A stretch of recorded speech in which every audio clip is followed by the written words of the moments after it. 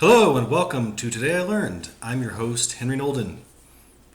I just finished watching the movie A Beautiful Mind with my economics class, and today I thought I'd share with you three things that I learned from that film and in my additional reading about John Nash. There's your first thing, by the way. The film is about John Nash, the Nobel Prize-winning economist. He won said Nobel Prize for, his contributions to economics, but more specifically, something that he wrote for his PhD, which was an analysis of equilibrium. What is equilibrium? What is equilibrium, you might ask, especially in an economics context? Equilibrium is the notion, the idea that in a given exchange, an economic exchange, there's in much the same sense that water always seeks its level, economies always seek a sort of balance between buyers and sellers, givers and takers, etc. That in economics you have supply and demand, and if demand is high while the supply is low, then prices go up. If demand is low, supply is high, prices go down. And there's this fluctuation amongst prices according to supply and demand until it reaches some kind of balance, a form of equilibrium. His thesis, his study in equilibrium, was on, if I'm not mistaken, it had to deal with why people buy stuff and what's the best way for people to accomplish their tasks. In the movie, they present it as him attempting to amend Adam Smith. Adam Smith needs revision, is the line. Adam Smith said that in a free market, everyone works for their own interest, and that works out for the good of everyone economy. But sometimes, when seeking your own good, you end up blocking your competitors around you, and vice versa. So nobody gets what you're looking for. So the way for everyone to get what they want, basically, is for everyone to, I'm trying to remember the term, to keep in mind their best interest and that of the group. So that was what his PhD was in, or how he earned his PhD. Following his graduation from Princeton, he became he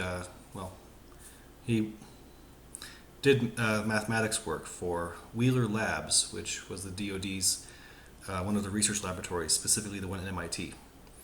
And he taught at MIT while also doing research for them. And in the film, he's got an old roommate. He's got a guy at the DoD who serves as one of his contacts, and his roommate's got a niece that he adores. But it's revealed partway through the film that he's a schizophrenic, which is starting to manifest in paranoia, and these people he's seen are not real. They're his imagination, basically. Very real figments, but figments nonetheless.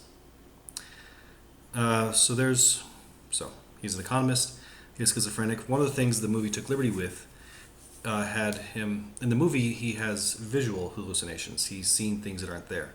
In real life, apparently Nash suffered from auditory hallucinations. That was a pragmatic choice made by the director, Ron Howard, to make both to conceal the twist in the film that he is schizophrenic, and also to make his condition a little more relatable, look less silly, for lack of a better word.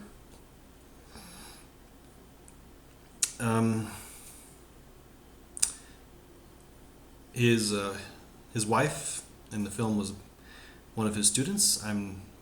Who asked him out, and then they got married. I'm not 100% sure if she was his student in real life, but they did meet while she was a student at Princeton. While she was a student at MIT. Um, let's see. In the film, the viewers left with the impression that they've been together the whole time, and throughout the entire, from the time they got married until he receives a Nobel Prize. Um, wasn't quite true. In real life, she divorced him 6 years into the marriage because of his psychosis, and apparently he was also unfaithful to her.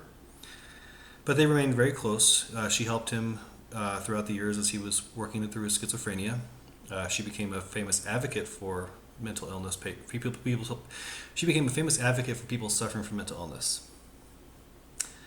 And sadly, they both died in 2015 in a car accident. The taxi they were taking from the airport crashed, and they were both killed.